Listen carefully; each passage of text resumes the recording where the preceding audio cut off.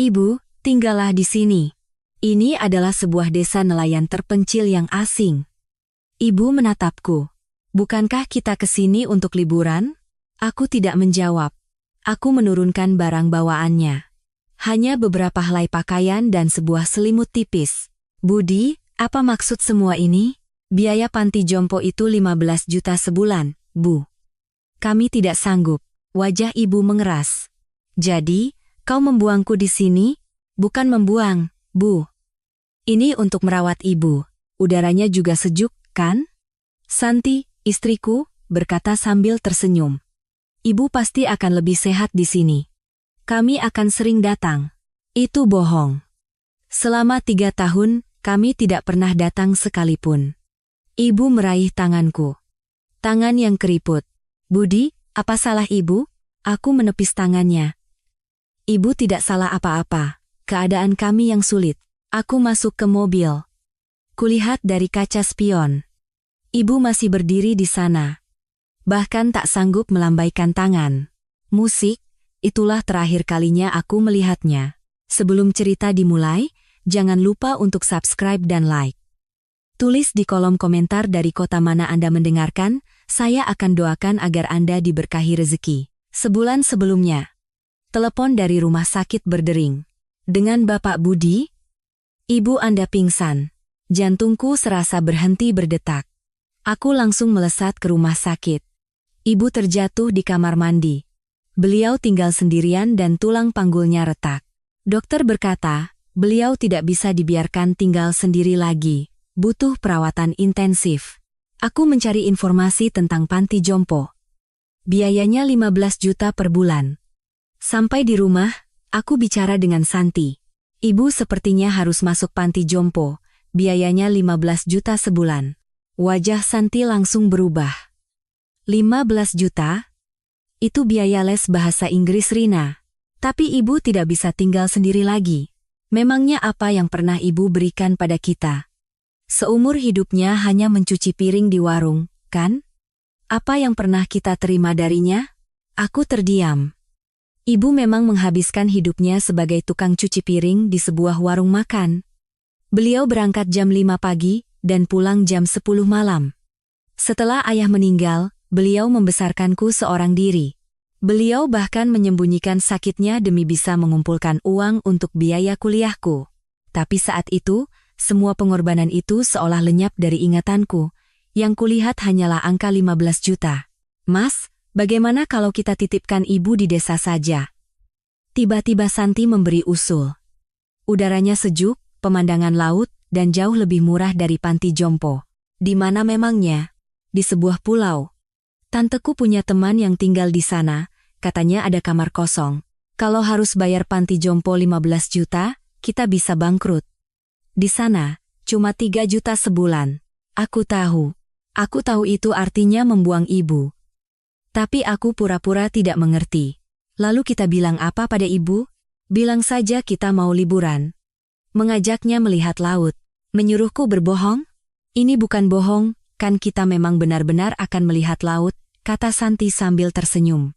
Aku ikut tersenyum, itulah saat di mana aku resmi menjadi kaki tangannya. Aku pergi ke rumah sakit menemui ibu. Beliau terbaring lemah. Ibu, ayo kita liburan. Kita lihat laut. Wajah ibu langsung berseri-seri. Lihat laut? Ibu mau diajak? Iya. Ke tempat yang udaranya sejuk. Wah, senangnya. Anak ibu memang berbakti. Hatiku terasa tertusuk. Tapi aku mengabaikannya. Di hari kepulangan ibu, aku mengemasi barang-barangnya. Beberapa helai pakaian dan selimut usang. Itulah seluruh harta miliknya selama puluhan tahun. Cuma ini yang dibawa? Iya. Di sana semuanya sudah ada. Itu bohong lagi. Di sana tidak ada apa-apa. Ibu duduk di mobil, memandang keluar jendela dengan gembira. Sudah lama sekali tidak lihat laut. Dulu waktu ayahmu masih ada, kita pernah ke Pantai Anyer. Waktu itu kamu masih 5 tahun. Ingat tidak? Aku ingat. Ayah membelikan kami ikan bakar di pinggir pantai.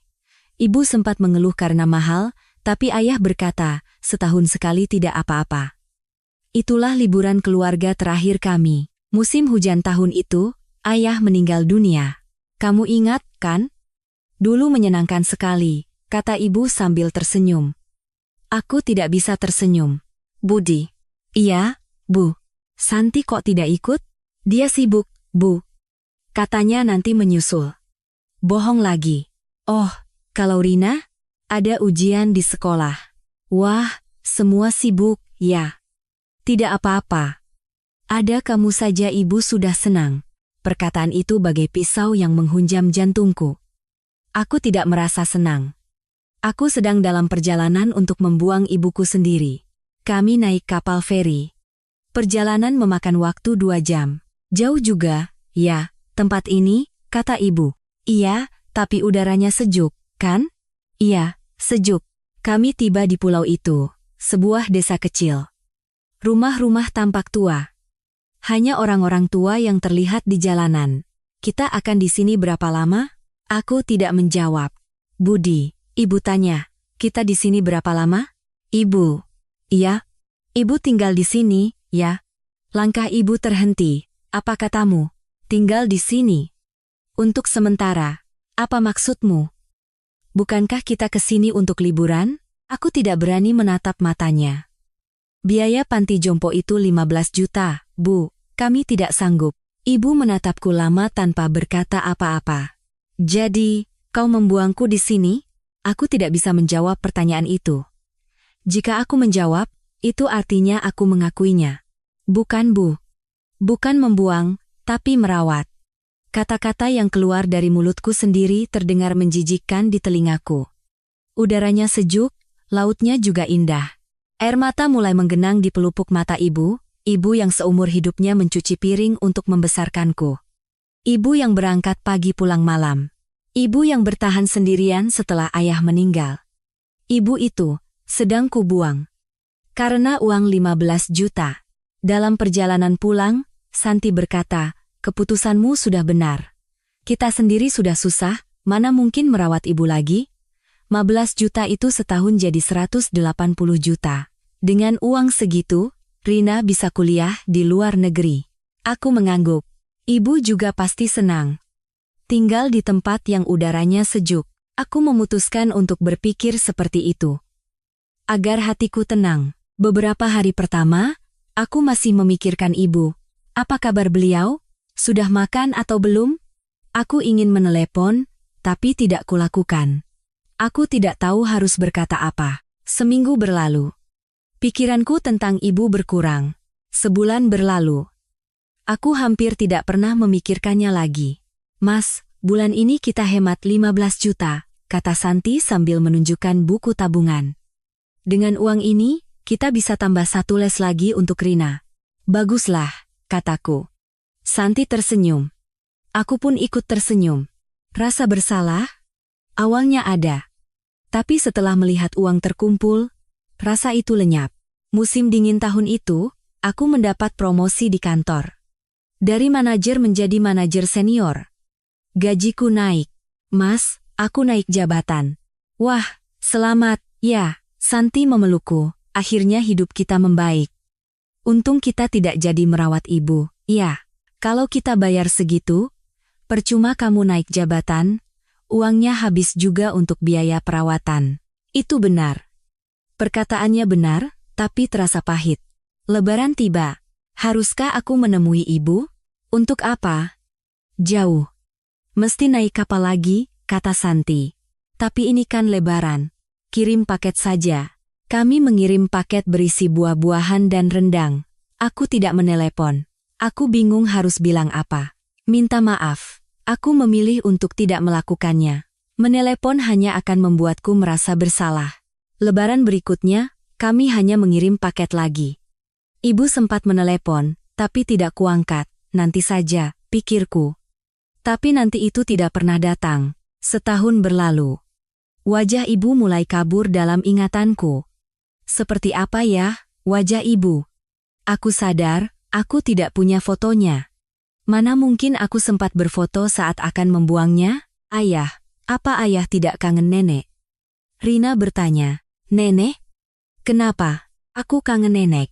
Boleh aku telepon? Boleh. Rina menelepon. Halo Nek. Ini Rina. Nenek sehat? Makannya teratur? Rina kangen nenek. Nanti Rina ke sana, ya? Setelah menutup telepon, Rina berkata, "Yah." Suara nenek terdengar tua sekali. "Kapan kita jenguk nenek?" "Nanti, kalau ayah tidak sibuk." Ayah selalu bilang nanti. Rina masuk ke kamarnya. Nanti, dan nanti itu tidak pernah tiba. 2 tahun berlalu. Aku sudah naik jabatan, uang sudah terkumpul, les Rina bertambah. Hidup kami baik-baik saja. Kecuali ibu, ulang tahun ibu berlalu begitu saja. Aku lupa. Aku juga tidak pulang untuk acara tahlilan ayah. Biar ibu saja yang mengurusnya, pikir Santi. Benar, ibuku yang sebatang kara, di pulau terpencil itu, sendirian mendoakan ayah. Aku tidak mau memikirkannya. Aku tidak ingin memikirkannya. Begitulah 2 tahun berlalu, ibu perlahan terlupakan. Tanpa satu telepon pun, tanpa pernah kutemui wajahnya. Dengan menghemat 15 juta sebulan, aku hidup dengan baik. "Mas, kita hidup enak, ya?" tanya Santi. "Iya, enak. Untung kita tidak merawat ibu. Kalau tidak akan bisa seperti ini. Rina juga harus kuliah di luar negeri." Ini sudah paling pas. Perkataannya benar, tapi terkadang aku bermimpi, mimpi tentang ibu. Beliau duduk sendirian di pulau itu, menatap lautan. Aku memanggil, "Ibu," tapi beliau tidak menoleh. Aku berteriak, "Ibu," beliau tetap tidak menoleh. Aku terbangun dengan keringat dingin. Hanya mimpi. Lalu aku tidur lagi, berusaha untuk tidak memikirkan ibu. Saat itu, aku tidak tahu bahwa aku akan mengalami hal yang sama. Apa rasanya dibuang? Apa rasanya ditinggal sendirian? Bahwa karena ingin menghemat 15 juta, aku akan kehilangan segalanya. Pagi itu adalah pagi yang biasa. Aku berangkat kerja. Suasana kantor terasa aneh. Orang-orang berbisik-bisik. Wajah mereka muram. "Ada apa?" tanyaku pada seorang rekan. "Mas Budi belum tahu? Perusahaan kita bangkrut." Aku tidak percaya. "Apa? Bangkrut? Gaji kita sudah 3 bulan tidak dibayar." Katanya bosnya kabur. Kepalaku terasa kosong. Usia 48 tahun, manajer senior, gaji tertunggak 3 bulan, dan sekarang perusahaan bangkrut. "Lalu bagaimana nasib kita, Mas?" Aku tidak bisa menjawab. Aku pulang dan memberitahu Santi. "Perusahaan bangkrut." "Apa? Bangkrut?" Bosnya kabur. Wajah Santi mengeras. "Lalu gajimu? 3 bulan belum dibayar. Sepertinya tidak akan bisa cair." "Gila. Terus bagaimana dengan uang itu?" Aku tidak tahu. "Biaya les Rina, cicilan KPR?" Aku bilang tidak tahu. Teriakku untuk pertama kalinya. "Kenapa kamu teriak padaku? Apa salahku kalau kamu tidak bisa cari uang?" Aku tidak bisa berkata-kata. Aku mulai mengirim lamaran. Lebih dari 20 perusahaan. Wawancara di sana-sini. "Pengalaman kerja Anda bagus sekali, Pak Budi." "Terima kasih, Pak. Tapi usia Anda 48 tahun, ya? Kami mencari kandidat di awal 40-an. Aku ditolak di perusahaan lain." "CV Anda menarik. Terima kasih. Tapi sepertinya kami harus menyesuaikan gajinya. Mungkin 40% lebih rendah dari gaji Anda sebelumnya." 40%? "Iya. Jika berkenan, nanti kami hubungi lagi." Mereka tidak pernah menghubungi. 6 bulan berlalu, aku tidak mendapat pekerjaan. 6 bulan tabungan kami menipis. Cicilan KPR terus berjalan. Santi mulai berubah. Dulu dia bertanya, "Sudah makan?" Sekarang, pertanyaannya, "Sampai kapan mau di rumah saja? Cari kerja sana." Aku tidak bisa menjawab. Setahun berlalu. Aku masih pengangguran. Rina berkata, "Ayah, minta uang jajan." "Berapa?" 1 juta saja." "Ayah tidak punya." "Kok tidak punya? Kenapa?" "Ayah kan belum kerja." Ekspresi Rina berubah. "Ayah, teman-temanku gajinya besar semua. Kenapa cuma ayah yang begini?" "Rina, aku malu punya ayah sepertimu." Dia membanting pintu kamarnya. Hatiku serasa tertancap paku. paku yang tidak bisa dicabut. Tabungan kami habis. Kami mengambil pinjaman dengan jaminan rumah. Santi berkata, kalau rumah ini sampai disita, aku tidak mau hidup denganmu lagi. Kamu tahu, kan? Aku tahu. Tahu apa? Kamu tidak tahu apa-apa? Mata Santi terlihat dingin. Bukan lagi tatapan yang dulu ia berikan padaku. Malam itu aku tidak bisa tidur. Tiba-tiba aku teringat ibu. Ibu yang ada di pulau. Ibu yang sendirian. Haruskah aku meneleponnya? Aku mengambil ponsel. Kulihat nomor ibu. Tapi aku tidak bisa menekannya. Aku harus bilang apa? Kalau aku bilang tidak punya uang, beliau pasti khawatir. Aku sudah membuangnya. Masa sekarang saat susah baru menelepon? Aku meletakkan ponsel itu lagi. Itulah harga diriku. Harga diri yang tak ada nilainya. Untuk ibu, aku tega membuangnya demi 15 juta. Tapi harga diriku sendiri, aku tak rela melepaskannya. Sungguh manusia yang konyol. Setahun lagi berlalu. 3 tahun sejak aku membuang ibu, 2 tahun sejak aku kehilangan pekerjaan. Situasi semakin buruk. Cicilan pinjaman rumah mulai macet, bank menelepon. Bapak Budi, cicilan Anda sudah menunggak 6 bulan. Tolong beri saya waktu sedikit lagi. Kami tidak bisa menunggu lagi, Pak. Rumah Anda akan kami sita dan lelang. Lelang, kata itu terasa tidak nyata. Aku pulang dan memberitahu Santi. Rumah kita akan dilelang. Santi menatapku lama, tanpa berkata apa-apa. Aku mau cerai. Apa? Cerai? Aku tidak bisa hidup denganmu lagi, Budi. Santi, apa maksudmu? Untuk apa aku hidup dengan pria tidak berguna sepertimu? Keluargaku juga menyuruhku. Tidak berguna. Kata itu menusuk jantungku. Apa yang kamu lakukan selama 3 tahun ini? Cari kerja saja tidak bisa. Aku sudah berusaha. Berusaha? Itu yang kau sebut berusaha? Aku tidak tahan lagi hidup denganmu. Santi masuk ke kamar. Keesokan harinya, dia mengemasi barang-barangnya. Kamu mau kemana? Pulang ke rumah orang tuaku. Rina ikut denganmu? Rina keluar dari kamarnya sambil menarik koper. Rina, tidak pamit? Rina menatapku. Ayah, maafkan Rina. Hanya itu yang ia katakan sebelum pergi. Santi juga pergi, tanpa menoleh sedikit pun. Aku ditinggal sendirian.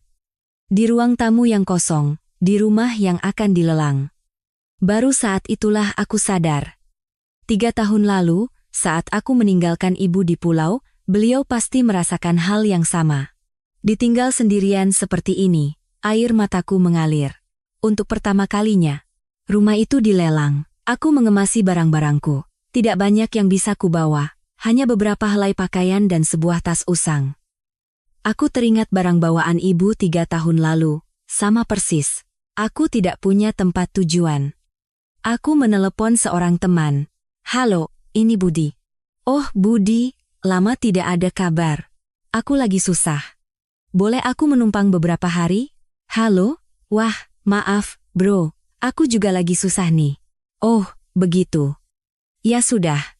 Aku menutup telepon. Aku menelepon teman yang lain. Tidak diangkat, teman yang lain lagi.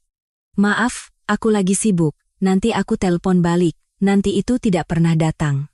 Semuanya sama. Dulu saat aku sukses, mereka semua akrab. Setelah aku bangkrut, mereka menghilang. Aku tidak punya saudara. Aku anak tunggal. Kerabat? Aku bahkan tidak tahu nomor telepon mereka. Kami tidak pernah bertemu saat lebaran. Aku benar-benar tidak punya tempat tujuan. Aku mencari kamar kos. Bulanan, 350.000. Masih ada kamar kosong, Pak? Ada. Tanpa deposit, sebulan 350.000. Saya ambil. Kamar seluas 3 kali 3 meter. Tanpa jendela. Hanya ada kasur dan sebuah meja kecil. Itulah segalanya. Aku meletakkan tasku. Inilah hidupku sekarang. Usia 48 tahun, pengangguran, duda, tinggal di kamar kos sempit. 3 tahun lalu, aku tidak pernah membayangkannya. Aku seorang manajer senior, tinggal di perumahan, punya istri dan anak. Sekarang, aku tidak punya apa-apa. Aku bekerja serabutan sebagai kuli bangunan, Sehari dapat 80.000. Sebulan tidak sampai 2 juta. Kalau hujan, tidak ada pekerjaan. Tidak ada pekerjaan, berarti tidak ada uang. Tidak ada uang, berarti tidak makan. Aku bertahan hidup dengan mie instan. Sehari sekali. Pak, Indomie 1. 2.500. Satu bungkus mie instan. Itulah jatah makanku sehari. Suatu hari, saat sedang makan mie, aku teringat. Apakah ibu juga makan seperti ini? Sendirian di pulau, dibuang oleh anaknya. Apakah beliau makan dengan layak? Apakah ada yang sakit? Air mataku jatuh. Menetes ke dalam kuah mie. Haruskah aku menghubunginya? Aku mengambil ponsel. Kulihat nomor ibu. Aku harus bilang apa? Apa kabar, Bu? Aku sekarang tinggal di kos-kosan dan makan mie instan. Aku tidak sanggup menekannya. Sudah membuangnya, tidak punya uang pula, untuk apa menelepon? Aku meletakkan ponsel itu lagi. Lagi-lagi harga diriku, harga diri yang tak berharga. Sebulan berlalu. 2 bulan berlalu. Aku semakin lelah. Aku malas membuka mata di pagi hari. Untuk apa aku hidup? Pikiran itu terus menghantuiku. Tidak ada yang mencariku. Istri sudah pergi, anak hanya sesekali menghubungi, teman-teman menghilang. Kalau aku mati pun, tidak akan ada yang tahu. Suatu dini hari, sekitar jam 3 pagi. Aku tidak bisa tidur. Aku berjalan tanpa tujuan, dan tiba-tiba sudah berada di sebuah jembatan di dekat pelabuhan Tanjung Priok. Aku berdiri di atas jembatan. Angin berembus kencang. Air laut di bawah tampak hitam pekat. Lebih baik ku sudahi saja di sini. Pikiran itu muncul. Aku meletakkan tanganku di pagar pembatas. Santi pasti akan hidup dengan baik. Rina juga. Ibu. Pikiranku berhenti saat teringat ibu. Aku belum pernah menemuinya. Selama 3 tahun. Kalau aku mati sekarang, aku tidak akan pernah bisa melihatnya lagi. Tapi, lalu kenapa? Ibu yang sudah kubuang, apa beliau masih ingin melihatku? Aku kembali memegang pagar pembatas. Saat itu, teleponku berdering. Nomor tidak dikenal. Jam 3 pagi. Awalnya aku tidak mau mengangkat, tapi entah kenapa aku mengangkatnya. Halo? Dengan Bapak Budi? Iya. Ibu Anda mencari Anda. Apa? Ibu saya? Betul. Beliau mencari Anda. Kepalaku terasa pening. Ibu saya? Ibu kandung saya? Iya. Katanya ada urusan penting. Anda siapa? Saya Hermawan, pengacara. Saya menelepon terkait urusan ibu Anda. Pengacara? Jika besok Anda ada waktu, bisakah kita bertemu? Ibu Anda berpesan agar Bapak Budi harus datang menemuinya. Aku melepaskan tanganku dari pagar pembatas. Ibu yang sudah kubuang 3 tahun lalu. Mencariku? Saya harus kemana? Alamatnya akan saya kirim lewat SMS. Sampai bertemu besok. Telepon ditutup. Angin pelabuhan terasa menusuk tulang. Aku tidak mengerti. Kenapa ibu mencariku setelah 3 tahun tidak ada kabar, setelah aku membuangnya? Aku tidak tahu, tapi aku merasa harus pergi. Entah kenapa. Aku kembali ke kamar kosku. Aku membuka pintu dan terduduk lemas di lantai. Aku hampir mati, tapi satu telepon dari ibu menyelamatkanku. Aku tertawa. Aku menangis. Keduanya keluar bersamaan. Besok, aku harus menemui ibu. Setelah 3 tahun, dengan wajah apa aku harus menemuinya? Aku tidak tahu. Tapi aku harus pergi. Keesokan paginya, sebuah SMS masuk dari pengacara itu, sebuah alamat, desa nelayan di pulau itu. Tempat aku membuang ibu 3 tahun lalu. Sebelum berangkat, aku menelepon Rina. Rina, ini ayah. Ayah. Kenapa? Ada apa? Bukan apa-apa, suara ayah aneh. Ayah baik-baik saja, nak. Rina, bagaimana kamu bisa tahu kabar nenek? Nenek, tumben ayah tanya. Ayah hanya ingin tahu, apa kamu masih menghubunginya? Aku terus menghubunginya, ya, cuma ayah yang tidak pernah. Hatiku terasa tertusuk. Bagaimana kabar nenek? Sehat. Orang-orang di desa merawatnya dengan baik. Syukurlah. Yah, nenek sering sekali menanyakan ayah. Apa? Aku sudah menceritakan semuanya. Bahwa ayah sedang susah. Nenek bilang, dasar anak bodoh itu, kenapa tidak menelepon? Air mataku mengalir. Nenek bilang begitu? Iya. Nenek sangat khawatir. Ayah. Sebenarnya aku sudah menceritakan semuanya pada nenek. Semuanya apa? Perusahaan ayah bangkrut, ayah cerai dengan ibu, dan tinggal di kos-kosan. Rina. Aku merasa nenek harus tahu. Yah, maaf. Tidak apa-apa. Tidak apa-apa. Ayah, temuilah nenek. Iya. Ayah sedang dalam perjalanan. Benarkah? Ya. Iya. Syukurlah. Nenek pasti senang sekali. Apa beliau akan senang? Melihat anak yang telah membuangnya? Ayah, bersikap baiklah pada nenek, ya? Iya. Aku sayang ayah. Ayah juga. Setelah menutup telepon, aku menangis sesenggukan di pinggir jalan. Aku naik bus. 5 jam perjalanan. Turun dari bus, aku naik kapal feri. 2 jam lagi. 3 tahun lalu, aku melewati jalan yang sama. Jalan untuk membuang ibuku, dulu aku tidak merasakannya. Aku tidak merasa tempat ini begitu jauh. Karena aku datang bersama Santi, sambil mengobrol dan tertawa. Keputusan kita sudah benar. Sekarang, datang sendirian, baru terasa. Betapa jauhnya tempat ini.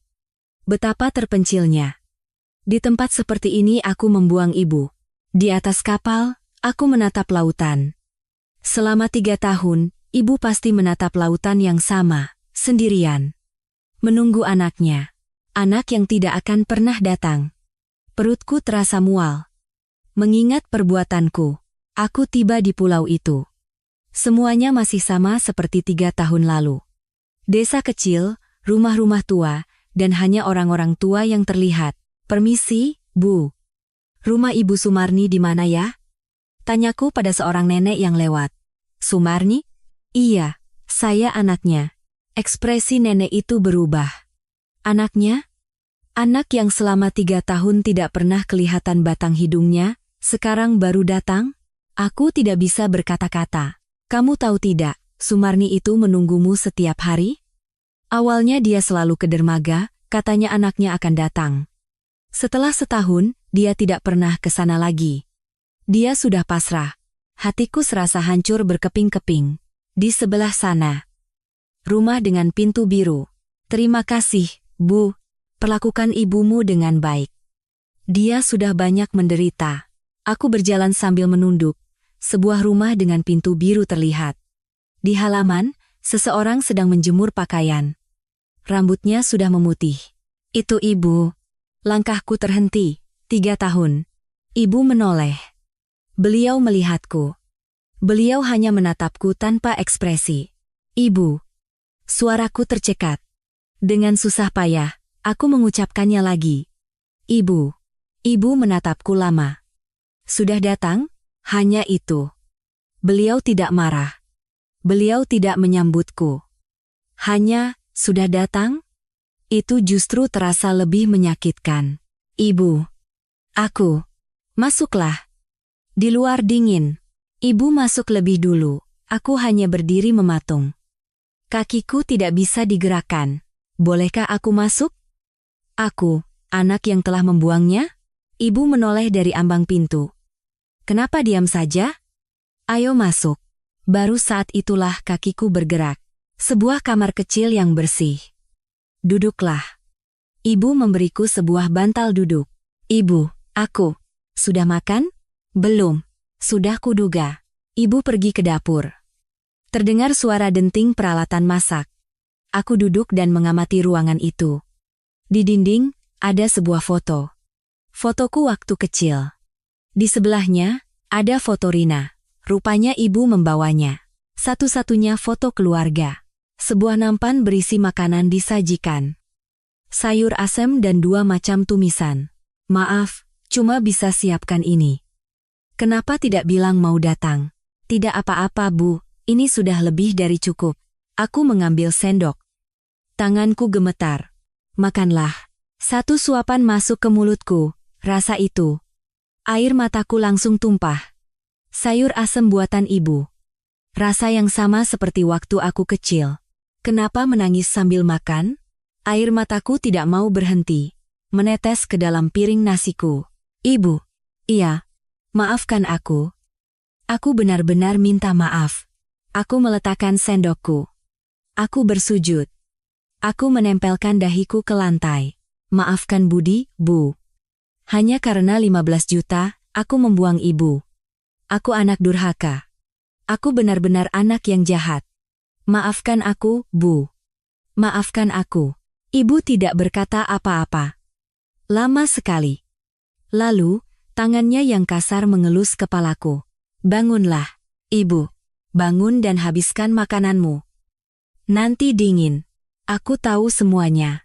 Rina sudah cerita. Dasar anak bodoh. Suara ibu bergetar. Kenapa tidak menelepon? Bodoh sekali kamu. Ibu, bangun. Makan dulu, baru kita bicara. Aku bangkit dan duduk kembali. Ibu meletakkan lauk di atas nasiku, tanpa berkata apa-apa. Setelah 3 tahun, inilah nasi masakan ibu yang pertama, lauknya hanya tumisan sayur. Tapi ini adalah makanan terenak yang pernah kumakan seumur hidupku. Setelah makan, kami duduk di teras. Berdampingan. Selama ini ibu melakukan apa di sini? Apa? Hanya hidup saja. Pasti berat ya, Bu? Maafkan aku. Sudah, jangan minta maaf terus. Apa permintaan maafmu bisa mengembalikan 3 tahun waktuku yang hilang? Aku terdiam. Awalnya, ibu menangis setiap hari. Kenapa aku dibuang? Apa salahku? Tapi setelah setahun, ibu berhenti menangis. Ibu pasrah. Lalu ibu bertemu Bu Lastri, tetangga sebelah. Punya teman ngobrol, jadi sedikit lebih baik. Ibu tersenyum. Senyum yang getir. Pak Lurah juga baik. Suka membantu di kebun. Berkat orang-orang di sini, ibu bisa bertahan. Ibu menatapku. Lalu kenapa kamu jadi seperti ini?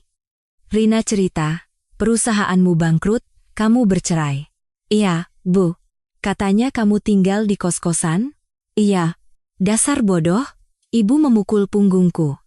Kenapa tidak menelepon? Bodoh? Ibu kan bisa bantu. Katanya kamu sampai mau bunuh diri? Rupanya Rina menceritakan semuanya. Kalau kamu mati bagaimana? Bodoh. Ibu menangis. Aku pun ikut menangis. Di teras itu, kami berdua menangis sesenggukan. Ibu. Terima kasih masih hidup. Terima kasih masih mau hidup meskipun sudah kubuang. Dasar bodoh. Ibu memelukku. Pelukan yang kecil. Tapi terasa hangat. Paling hangat di dunia. Keesokan paginya. Aku tidur di rumah ibu. Setelah 3 tahun. Aku tidur di sampingnya lagi. Bangun, sarapan. Ibu membangunkanku. Makanan sudah tersaji di meja. Biar aku saja, Bu. Sudah, duduk dan makan saja. Saat sedang makan, seseorang datang. Pintu depan terbuka. Permisi, Bu Sumarni? Seorang pria berjas. Usianya sekitar 50-an. Oh, Pak Hermawan. Masuk, Pak. Rupanya ibu sudah kenal. Ini putra ibu? Iya. Baru datang kemarin. Ah, selamat pagi, Pak Budi. Saya Hermawan. Pengacara. Orang yang meneleponku kemarin. Orang yang menelepon Anda terkait urusan ibu. Ah, iya. Selamat pagi. Maaf mengganggu waktu sarapan Anda. Tidak apa-apa, silakan duduk. Pengacara itu mengeluarkan beberapa dokumen dari tasnya. Pak Budi, saya adalah pengelola aset milik ibu Anda. Aset? Betul. Aku mengerutkan kening. Ibu saya punya aset apa? Seumur hidupnya beliau hanya tukang cuci piring. Pengacara itu membuka sebuah dokumen. 1 unit ruko atas nama Ibu Sumarni. Nilainya saat ini sekitar 15 miliar rupiah. Apa? Deposito senilai 5 miliar. Saham senilai 2 miliar. Totalnya 22 miliar rupiah. Kepalaku terasa kosong. Apa Anda bilang? 22 miliar? Aku menatap ibu. Beliau masih asyik makan, seolah tidak terjadi apa-apa. Ibu, ini apa? Apalagi? Uang. Bagaimana bisa ibu punya uang sebanyak ini? Ibu meletakkan sendoknya. Uang asuransi kematian ayahmu kan ada. Tapi itu tidak seberapa. 200 juta. Uang itu ibu belikan ruko 30 tahun yang lalu, dulu daerah itu masih sepi. Tapi sekarang berkembang pesat. Ruko 200 juta itu sekarang nilainya 15 miliar. Aku tidak bisa percaya. Uang sewa ruko dan gaji ibu tabung, jadi 5 miliar. Bos warung tempat ibu bekerja dulu, saat meninggal dia mewariskan 2 miliar untuk ibu. Dia tidak punya anak. Jadi totalnya 22 miliar. Ibu, kenapa ibu menyembunyikannya? Kalau ibu bilang punya uang, kamu pasti jadi malas bekerja. Ibu ingin kamu mandiri. Rencananya, uang ini akan ibu berikan setelah ibu meninggal. Ibu menatapku. Tapi ternyata kamu membuang ibu. Demi 15 juta. Aku tidak bisa berkata-kata. Ibu yang punya uang 22 miliar. Kubuang demi 15 juta. Lucu, kan? Kata ibu. Tidak lucu. Aku rasanya mau gila. Ibu, maafkan aku bersujud lagi. Sudah. Kemarin sudah, aku benar-benar minta maaf. Iya, ibu tahu. Ibu menghela napas. Bangunlah. Ada yang mau ibu bicarakan. Uang ini bisa ibu berikan padamu. Apa? 22 miliar ini bisa jadi milikmu, tapi ada syaratnya. Pengacara itu mengeluarkan dokumen lain. Di pulau ini ada panti jompo, kan? Panti jompo? Bekerjalah di sana selama 3 tahun. Sebagai perawat. Perawat? Merawat orang-orang tua sepertiku. Selama 3 tahun. Ijazahnya bisa kamu dapatkan di sini, kursus sebulan juga selesai. Ibu menatapku lekat. Kalau kamu selesaikan 3 tahun itu, 22 miliar ini akan jadi warisanmu. Kalau tidak, semuanya akan ibu sumbangkan ke panti jompo di pulau ini. Pilihlah, kepalaku pusing. 3 tahun. Di panti jompo, merawat lansia. Ibu, kenapa aku harus? Aku berhenti. Kenapa aku harus? Kalimat itu tidak bisa keluar. Aku, yang telah membuang ibu, tidak punya hak untuk bertanya kenapa. Baik, Bu. Apa? Saya akan melakukannya. Sungguh? Iya. Saya akan bekerja di sana selama 3 tahun. Ibu menatapku lama. Kenapa? Karena uang. Bukan. Untuk menebus utangku pada ibu, 3 tahun tidak akan cukup, 30 tahun pun tidak. Tapi saya akan memulainya dari sini. Ada sesuatu yang berkilat di mata ibu. Aku tidak tahu apa itu. Baiklah. Kalau begitu, saat itu, teleponku berdering. Nomor yang ku kenal, Santi, mantan istriku. Halo, Mas, ini aku, Mas. Panggilan yang pertama kali ku dengar setelah kami bercerai. Ada apa? Katanya kamu sudah bertemu ibu? Tahu dari mana? Dari Rina. Aku juga mau ke sana, mau minta maaf pada ibu. Apa? Kamu mau minta maaf atas kesalahan kita dulu. Aku tidak percaya. Tiba-tiba sekali, hanya merasa bersalah saja. Aku tahu itu bohong. Dia pasti sudah mendengar sesuatu. Tentang uang 22 miliar itu, beritanya pasti sudah menyebar. Baiklah. Datang saja. Aku mengirimkan alamatnya. Setelah menutup telepon, aku memberitahu ibu. Ibu, Santi mau datang. Perempuan itu, untuk apa? Katanya mau minta maaf. Ibu mendengus. Minta maaf? Pasti dia sudah dengar soal uang. Ibu juga sudah tahu. Keesokan harinya, Santi tiba di pulau. Ini pertama kalinya kami bertemu setelah bercerai. Dia masih terlihat rapi, dengan pakaian mahal. Ibu. Santi langsung berseru begitu masuk ke rumah. Ini saya Santi. Maaf selama ini tidak pernah menghubungi. Ibu hanya menatapnya tanpa ekspresi. Ibu terlihat sehat. Syukurlah. Selama ini saya merasa bersalah. Saya sebenarnya ingin merawat ibu, tapi keadaan tidak memungkinkan. Cukup, potong ibu. Ibu? Ku bilang cukup. Ibu, saya tulus. Saya benar-benar ingin merawat ibu. Anda siapa ya? Santi terdiam. Apa? Saya tanya, Anda siapa? Ibu, ini saya, Santi. Menantu ibu. Menantu? Ibu memiringkan kepala. Saya tidak punya menantu. Ibu, aku hanya kenal seorang perempuan yang 3 tahun lalu membuangku sambil tersenyum. Wajah Santi memerah. Waktu itu dia bilang apa, ya? Ibu pasti sehat di sini. Kami akan sering datang. Apa kau sering datang? Selama 3 tahun, apa pernah menelepon? Mengirim paket? Santi tidak bisa menjawab. Kau kesini karena uang, kan? Bukan, Bu? Sungguh, karena 22 miliar itu, kan? Wajah Santi pucat pasi. Tidak ada uang untukmu. Ibu, pergi. Ibu, tolong, pergi. Suara ibu terdengar dingin. Suara yang belum pernah kudengar sebelumnya. Santi menatapku. Mas, tolong aku. Bicaralah pada ibu. Aku bukan masmu, kita sudah cerai. Budi, pergilah. Air mata menggenang di mata Santi. Kamu tega berbuat ini padaku? Kita sudah hidup bersama 20 tahun. Dan setelah 20 tahun, kau bilang apa padaku? Pria tidak berguna. Kau bilang tidak bisa hidup denganku. Itu kan? Santi, pergilah. Santi pergi sambil menangis. Setelah Santi pergi, kami duduk berdua. Aku juga sama saja, Bu. Apanya? Aku juga membuang ibu karena uang. Aku tidak berhak menghakimi Santi. Ibu menatapku. Benar, kalian sama. Tapi kau kembali. Kembali saat kau tidak punya apa-apa. Dengan tangan kosong. Sedangkan dia datang karena ada uang. Itulah bedanya. Ibu, bagaimanapun juga, kau tetap anakku. Ibu menggenggam tanganku. Tangan yang kasar. Tangan yang seumur hidupnya mencuci piring. Bekerjalah dengan baik selama 3 tahun. Baik, Bu. Rawatlah orang-orang tua sepertiku. Baik, Bu. Kalau begitu, semua akan jadi milikmu.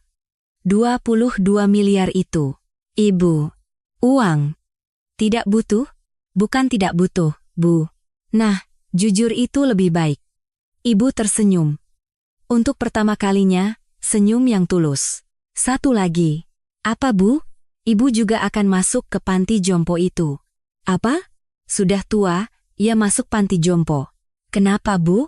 Kau yang akan merawatku. 3 tahun lalu aku tidak dirawat, sekarang aku akan menagihnya. Aku akan dirawat dengan baik oleh anak yang telah membuangku. Hatiku serasa hancur. Baik, Bu, saya mengerti. Bagus. Ibu berdiri. Mulai besok kau bekerja. Di panti jompo. Besok? Iya. Tidak boleh terlambat. Harus menyiapkan sarapan untuk para lansia. Baik, Bu. Ibu menatapku. Budi. Iya, Bu. Syukurlah kau kembali, meskipun terlambat. Mendengar itu, aku menangis lagi. 3 tahun. Tidak, 30 tahun pun tidak akan cukup. Utangku pada ibu, mulai sekarang, aku akan membayarnya. 3 tahun. Kemudian, jam 5 pagi, alarm berbunyi. Aku membuka mata. Kamar asrama panti jompo. Lebih luas dari kamar kosku dulu, ada jendelanya. Lautan terlihat dari sana. Aku mandi dan mengenakan seragam perawat. Awalnya terasa aneh. Sekarang sudah nyaman.